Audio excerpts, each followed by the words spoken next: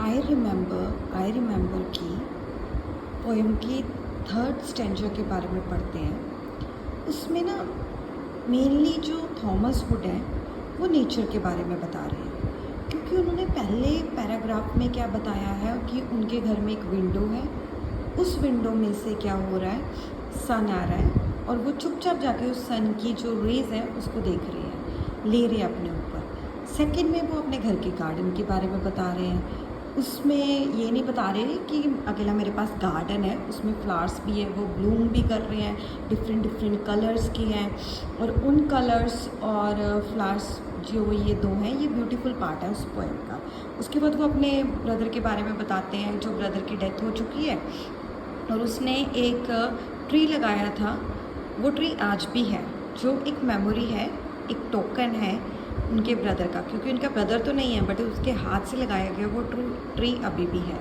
चलो अब third stanza की तरफ चलते हैं। फर्स्ट में उन्होंने सन का बता दिया, विंडो का बता दिया, सेकंड में गार्डन बता दिए, फ्लावर्स बता दिए, ट्री बता दिया। अब थर्ड स्टेंजा में वो नेचर के बारे में बता रहे हैं। इसमें क्या है कि वो पहले तो नेचर को एक्सपीरियंस कर रहे हैं, मीन्स थर्ड पैरा नेचर के लिए डेडिकेटेड है। उसमें वो बता रहे हैं कि daunting weight of adulthood. Daunting means क्या होता है, फीलिंग स्लाइटली फ्राइटेंड और worried about the ability to achieve.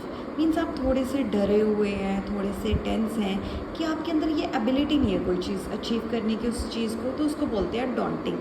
जैसे आप बोल रहे हो कि मैं मिलेनियर बन जाऊँ, तो मतलब कभी कभार जब आप उसके पास होते हो या कुछ एफर्ट्स लगाते हो तो कभी कभार थोड़ा डॉन्टिंग होता है कि हाँ ये हो पाएगा कि नहीं हो पाएगा, अगर आप सीरियस हैं तो। इसी कारण कि वो अडल्टहुड में काफ़ी ज़्यादा मतलब डॉन्टिंग है, काफ़ी चीज़ों को लेके लूम्स ऑल ओवर हिम, इसके कारण सैडनेस उसके ऊपर चढ़ी हुई है। डॉन्टिंग वेट ऑफ अडल्टहुड, जो अडल्टहुड का वेट है कि वो उसको सह पा रहा है कि नहीं सह पा रहा है, जो अडल्टहुड की एबिलिटीज़ है वो उसको पूरी कर पा रहा है कि नहीं कर पा रहा है, इसके कारण वो लूम हो चुका है, सैड हो चुका है। चलो ये है कि वो नेचर के बारे में बता रहा है, फिर वो सोच रहा है कि मैं अडल्टहुड की ये जो है वेट ये मैं कैरी कर पाऊँगा कि नहीं कर पाऊँगा। फिर वो जा रहा है स्विंग की तरफ, मतलब इसके बाद वो अपने चाइल्डहुड में जा चुका है। चाइल्डहुड में क्या था कि जब वो स्विंग ले रहा था, जैसे पिंग होती है ऐसे इस तरह से जाने के लिए, तो वो स्विंग को इतनी ज़्यादा हाई ले रहा था, मतलब ऐसे उसके एकदम ऊपर जाती थी, सो फ्रीली होता था, उसे कोई डर नहीं है गिर गया गिरने के बारे में सोचता नहीं था।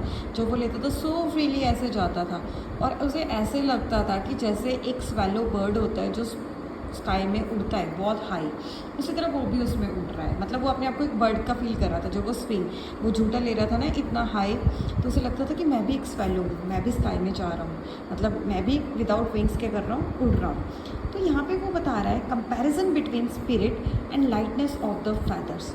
मतलब यहाँ पे वो अपनी स्पिरिट को बता रहा है और लाइटनेस ऑफ फैदर्स का क्या कर रहा है, कंपैरिजन। जैसे इसमें जा रहा है ऐसे इतना ऊपर जा रहा है, तो उसके अंदर की जो स्पिरिट है ऊपर जाने की वो वाली, वो एक तरह की क्या है ऐसे ऊपर लेके जा रहा है, वो लाइटनेस ऑफ द फैदर है। मतलब कितना हल्का है, उसमें कोई टेंशन नहीं है, कोई इग्नोरेंस नहीं है, कुछ नहीं है, वो आराम से इंजॉय करता ऊपर जा रहा है। तो यहाँ पे कंपैरिजन कर रहा है वो अपनी स्पिरिट का, ओके, और लाइटनेस ऑफ द फैदर्स का। उसके बाद वो बता रहा है इन दोनों चीज़ों से कि जो चाइल्डहुड था वो नेचर जो था उसका, चाइल्डहुड में नेचर मीन्स स्विंग से जो स्विंग का वो आइडिया दे रहा है, उसके बाद कंपैरिजन कर रहा है वो, इन दोनों चीज़ों से हमें पता लग रहा है कि जो हुड था वो बचपन में कितना केयर फ्री और रिलैक्स था। केयर फ्री मतलब कोई टेंशन नहीं लेता था, जो होता है होने दो, मैं नहीं टेंशन लेता, रिलैक्स रहता था। हाँ जब यहाँ पे इतने ऊंची ले रहे हो तो डर भी तो होता है, गिर गए, कुछ आर्म में फ्रैक्चर हो गया, लेग में फ्रैक्चर हो गया, दांत टूट गए, कौन देखेगा, मेरी ब्यूटी चले जाएगी, ऐसा थोड़ी वो सोचता था। वो आराम से ऊपर की तरफ लेता था, जस्ट लाइक अ बर्ड, कोई टेंशन नहीं है, स्पिरिट उसकी हाई है, ठीक है। तो ये वाला लेता था, तो इससे पता लग रहा है कि वो कितना केयर फ्री और रिलैक्स था। तो मेटाफोर मतलब होता है एक ऐसा वर्ड, मतलब मेटाफोर इस पोएम में कोई ऐसा वर्ड है जो रिलेट कर रहा है पोएट को किसी ऑब्जेक्ट, मीन्स पोएम में कोई एक ऑब्जेक्ट होगा, वो ऑब्जेक्ट रिलेट कर रहा होगा उस पर्सन से, उसकी कंडीशन से, उस वाले में। तो अब मेटाफोर आता है इसके बाद, और वो अब करंट वर्ल्ड में आ चुका है, मतलब है तो वो अभी के वर्ल्ड में है, बट यहाँ पे उसने पहले स्टार्टिंग में नेचर के साथ उसने अपने आप को कनेक्ट किया, फिर बताया कि मैं मतलब कैसे बाहर लेके खड़ा हुआ हूँ अपने अडल्टहुड का। फिर वो अपने बचपन में जाता है जहाँ पे आपको स्विंग के बारे में बताता है, इंसिडेंट के बारे में, फिर वो कंपैरिजन करता है अपनी स्पिरिट और फैदर का, फिर हमें उसका नेचर पता लगता है। चलो अब इसके बाद वो जंप करता है आज के प्रेजेंट में आता है। तो वो प्रेजेंट में बताता है कि आज के टाइम में बहुत इम्पॉसिबल है मेरे लिए, बिल्कुल इम्पॉसिबल है कि मैं क्लचेस ऑफ रीजंस और रैशनैलिटी से दूर हो जाऊँ। रीज़न जैसे कोई चीज़ करनी होती है, सोचना पड़ता है कि ये चीज़ करूँ कि ना करूँ, इसके क्या कॉन्सिक्वेंसेस होंगे, ये चीज़ सही है या गलत है। ग्रेव ऑफ ट्रबल्स, उसके पास कबर है, बहुत ज़्यादा दुखों की कबर हो चुकी है, तो इन चीज़ों से निकलना उसके लिए इम्पॉसिबल है। कहाँ वो स्विंग में एकदम केयर फ्री हो के ऊपर जा रहा है, अपने आप को बर्ड का फील कर रहा है, अभी वो अपने आप को एक कबर के अंदर फील कर रहा है कि इन मतलब रीजंस रैशनैलिटी से मेरे लिए निकलना बहुत मुश्किल है, मैं इस प्रॉब्लम को हैंडल नहीं कर सकता। इस टाइम प्रेजेंट में उसका प्रोमिनेंट कंसर्न है, प्रॉब्लम है, ठीक है। मतलब प्रोमिनेंट क्या है, सबसे पहले कंसर्न्स, टेंशन्स, जिसको किसको ज़्यादा फर्स्ट इम्पॉर्टेंस देनी है, ये वाला। देखो वो कह रहा है कि अब कोई भी चाइल्डहुड की मेमोरी, चाहे वो मतलब उसकी समर पूल्स की हो, जैसे गर्मियों में हम पूल्स में जाते हैं बचपन में नहाने, कभी नानी के घर, कभी मोटर पर, तो वो वाला होता है। तो कहते हैं कि जो समर की बेस्ट मेमोरीज थी, समर पूल्स की मेमोरीज बचपन में, वो भी मतलब मेरे प्रेजेंट कंसर्न को दूर नहीं कर सकती, ठीक है। वो अब बिल्कुल भी स्लाइड करके आज की टेंशन से बैक में नहीं जा सकता, ऐसे स्लाइड करके बैक नहीं आ सकता। और ये जो समर की कूल मेमोरीज़ हैं, वो आज के टाइम का जो उसकी लाइफ में फीवर है, जो कॉन्टीन्यूस उसकी लाइफ में टेंशन्स आती जा रही हैं, उसको कम नहीं कर पा रही है। इसके कारण वो डिजेक्टेड फील कर रहा है, सैड फील कर रहा है। Nothing can soothe his aching heart, उसके दिल में बहुत दर्द है, पर कोई भी उस दर्द को आराम नहीं पहुंचा पा रहा। तो ये वो बता रहा है थर्ड स्टेंजा में वो नेचर के साथ एक्सपीरियंस बता रहा है आपका। फिर वो बता रहा है कि मेरे ऊपर बहुत ज़्यादा भार है अडल्टहुड का, जिसको मुझे पता नहीं है कि मैं कैरी कर पाऊँगा कि नहीं कर पाऊँगा। फिर ऐसे आपको बताता वो अपने बचपन की याद में ले जाता है, जहाँ पे वो आपको बताता है कि मैं स्विंग, मतलब वो कंपैरिजन कर रहा है कि पहले मैं स्विंग में इतना ज़्यादा केयर फ्री था, टेंशन फ्री था, रिलैक्स था, जहाँ तक मतलब ऊँचा जाता था मैं लेता रहता था अपनी स्विंग को, ठीक है। उस टाइम मैं टेंशन नहीं लेता था कि कुछ हो गया, टेंशन मतलब चोट लग गई तो क्या होगा, डोंट केयर। उस टाइम वो इन्जॉय करता था। बट अभी उसको सोचना पड़ता है कोई भी काम करने के लिए, इसके कॉन्सिक्वेंसेस क्या होंगे, इसमें क्या रिस्क है, इसमें क्या डेंजर है, इसमें क्या प्रॉफिट है, इसमें क्या लॉस है। तो वो इन चीज़ों के बारे में सोच रहा है।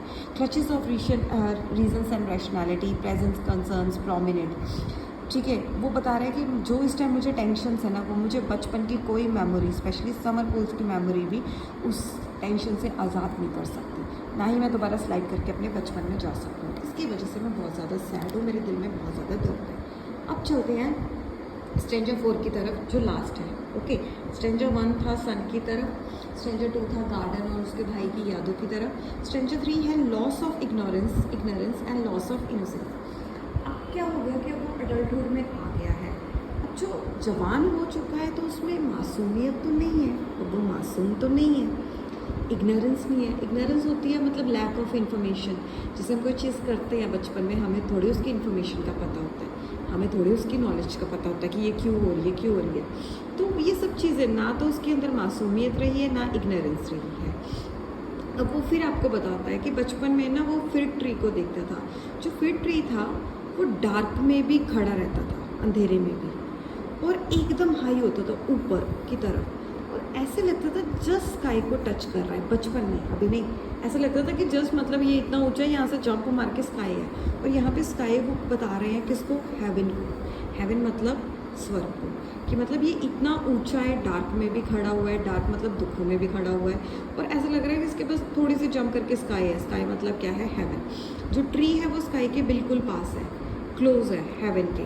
और इग्नोरेंस मैंने आपको बता दिया, लैक ऑफ नॉलेज और इन्फॉर्मेशन। उस टाइम उसे इन्फॉर्मेशन नहीं थी कि इसकी हाइट है, इससे भी बहुत ज़्यादा डिस्टेंस है, कोई हेवन वगैरह कुछ नहीं है, या फिर यहाँ से बिल्कुल स्काई टच नहीं किया जा सकता, बल्कि स्काई को तो आप छू ही नहीं सकते। तो उसको ये सब नहीं पता था, उसको लगता था कि ये जो ट्री है ये कितना ऊँचा है, रात में भी खड़ा हुआ है, दुखों में भी खड़ा हुआ है, और ये स्काई को टच कर रहा है। तो बचपन में उसे क्या लगता था कि ये स्काई को टच कर रहा है, मतलब वो क्या है, स्वर्ग है। और उस टाइम उसकी थिंकिंग नेव थी, नेव मतलब उसे दुनिया के बारे में कुछ पता ही नहीं था। उसे ऐसा लगता था इसके बाद स्वर्ग क्या है, बिल्कुल भी दूर नहीं है, बस जंप मारो आपके पास स्वर्ग आ गया। बट तो वो बड़ा हो चुका है, अब उसको काफ़ी चीज़ों का ज्ञान हो चुका है, अब उसके पास रीजनिंग है कि ये चीज़ क्यों है, तर्क करने की शक्ति है हमारे पास, इंटेलेक्ट है, उसकी अपनी थिंकिंग है, उसका अपना दिमाग है। अब पता है ना कि ट्री के ऊपर जंप करके स्वर्ग थोड़ी आएगा, लाते ही टूटेंगे, नीचे आके गिरोगे तो फ्रैक्चर होगा। इसके कारण ना उसकी लाइफ में कोई कंफर्ट है, और अब उसे पता भी है कि मतलब ट्री पे जंप करके स्वर्ग थोड़ी मिलेगा, बल्कि स्वर्ग तो बहुत ज़्यादा दूर है, ये सब चीज़ें करके भी नहीं मिलेगा। ठीक है, अब उसके अंदर ये सब चीज़ें समझ आ चुकी है, समझ शक्ति आ चुकी है, तो ना तो अब उसकी लाइफ में मतलब बेचैनी सी है, आराम नहीं है इन सब बातों की वजह से, कि वो अब रीजनिंग करने लग गया है, तर्क करने लग गया है, सोचने लग गया है, दिमाग चलने लग गया है। उसके बाद एंड होने लग गया है पोएम का। एंड कैसे हो रहा है? पेंसिव, मतलब थॉटफुल है, वो सोच रहा है, होपलेस भी है, कोई उम्मीद नहीं है उसकी ज़िंदगी में, सैड है। He longs to return to blissful period, वो चाहता है कि मैं अपने बचपन में दोबारा चले जाऊँ, जहाँ पे कोई टेंशन ना हो, मैं विदाउट टेंशन सारी ज़िंदगी रहूँ, ये वो चाहता है। तो इस पूरी पोएम में पहले तो मेमोरीज़ के बारे में बताया गया है, उसकी जो बचपन की मेमोरीज़ हैं, जो विंडो के पास सन है, उसके बाद जो गार्डन है, उसके जो फ्लावर्स हैं, उनके बारे में बताया गया है। Then fleeting nature of time, जो उसका टाइम है कैसे उड़ रहा है, बचपन से कैसे वो अडल्टहुड में आ गया, उसकी चाइल्डहुड की इनोसेंस के बारे में बताया गया है कि वो कैसे मतलब कितना मासूम था, उसे इतनी नॉलेज नहीं थी, लैक ऑफ नॉलेज नहीं थी, कितना इंजॉयबल उसका बचपन था। Melancholia means feeling of pensive sadness without any reason, मतलब ये ज़्यादातर ना जो पोएम है ये सैड है एक तरह से। मेलनकोला मतलब मेलनकोला नहीं बोलते उसको, मेलनकोल मतलब वो सैड है विदाउट एनी रीज़न। ठीक है, अडल्ट सभी फेस करते हैं प्रॉब्लम्स, सभी की लाइफ में डिफरेंट होती है, सभी का बचपन अच्छा होता है, कुछ लोगों का तो ब्लिसफुल भी नहीं होता बचपन, बट सभी की लाइफ में टेंशन्स आती हैं। अडल्ट में हाँ रीजनिंग की शक्ति आती है, तभी वो भगवान ने दिए ताकि आप आगे बढ़ सको। मतलब ये एक लिमिटेड टाइम पीरियड है जहाँ पे आप इंजॉय करते हो, बचपन और बुढ़ापा एक दूसरे से रिलेटेड है। अडल्टहुड में काफ़ी कुछ चीज़ें सीखते हो, कुछ बड़ा कर सकते हो, अपनी लाइफ में डिस्ट्रॉय कर सकते हो, वो आपके ऊपर डिपेंड है। तो मतलब एक तरह की फीलिंग ऑफ पेंसिव सैडनेस है without any reason, means without any reason कि हाँ सभी का अडल्टहुड होता है, वो अकेला तेरा थोड़ी हो रखा है। तो हर एक की लाइफ में टेंशन्स आती है, हर एक की लाइफ में रिस्पॉन्सिबिलिटीज़ आती हैं, कुछ की तो अडल्टहुड बहुत बेकार निकलती है मगर फिर भी लोग सर्वाइव करते हैं। तो विदाउट एनी रीज़न वो सैड हो रखा है, उसके पास कोई होप नहीं है। तो एक मेलनकॉल पोएम है। ओके, तो ये थी।